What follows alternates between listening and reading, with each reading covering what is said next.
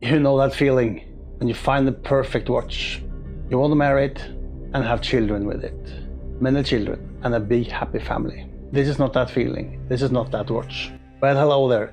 I'm Hans and you're not. Welcome to Hans Watches. The Pagani Design 1731. It's my first Pagani Design watch. And it's only the second watch ever that I actually bought from the AliExpress. And probably my last ever.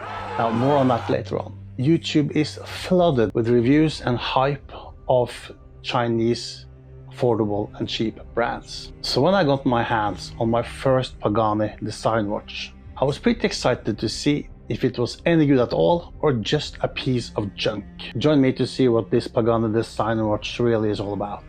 We'll cover the basics, of course, such as the dimensions, specifications, and the design, and we'll discuss the brand. And I'll give you 3 reasons to buy this watch and at least 3 reasons to stay away from it. And hopefully I might even get to a conclusion as well. Pagani Design watches are notoriously homages or clonages of other famous watches. The PD1731 is no different, as it is clearly a homage of the Grand Seiko SBGW283G that was released in 2022.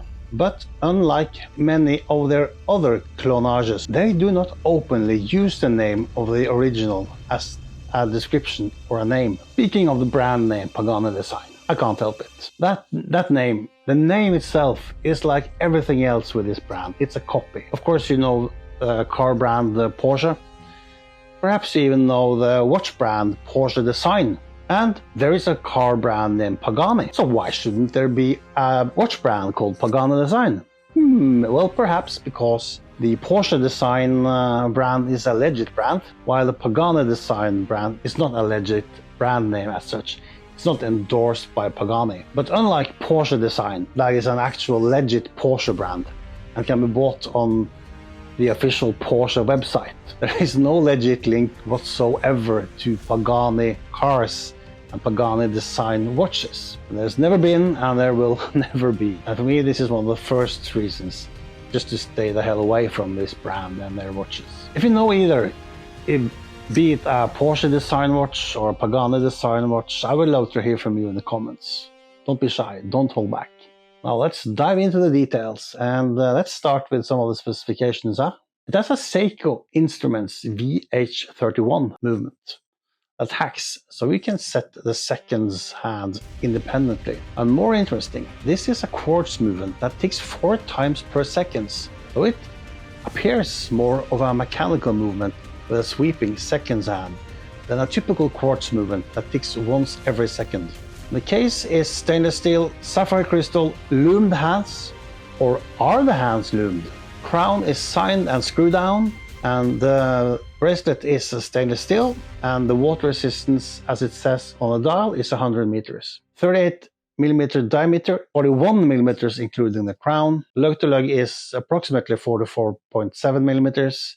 Lug width 20, height is 12mm, including the crystal. And the dimensions are pretty perfect for small to medium large wrists, and it's quite slim at 12mm.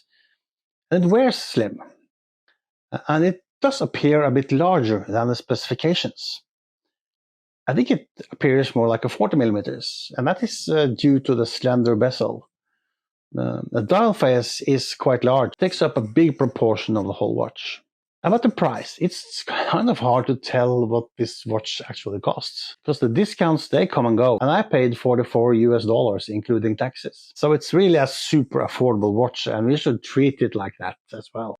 It's not a luxury watch. I was genuinely curious to see if this is any good. Is it a hidden gem? Is it a treasure? Or is it just trash? Or should we treat it quality-wise as a fashion watch? Now, a little bit about some of the features that is special for this watch and that made me actually want to buy it in the first place. The blue dial appears gorgeous in the photos. However, in reality, the color changes with the light, as it can be more green than blue sometimes. And the long blue sweeping seconds hand is also a nice touch. And of course, the Seiko movement powering the seconds hand also make this more attractive than other quartz watches. And it's accurate and reliable, as we expect a Seiko movement to be. This three-handed watch has decent legibility in normal and bright lighting. And the Lume. The specs clearly says Lume, but this has got to be the poorest Lume I have encountered so far. And it will probably be a long time before I see anything this minimalistically applied. It's a joke of a Lume, and that is a poor joke. The text on the dial is minimal. It states the 100 meters, 330 feet plus Japan movement, and that's it.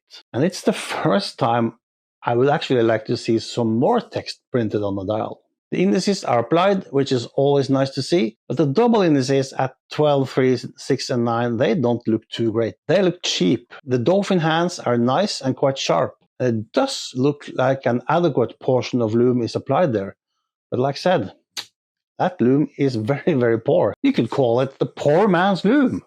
And notice, there's no reference to Pagani Design written on the dial.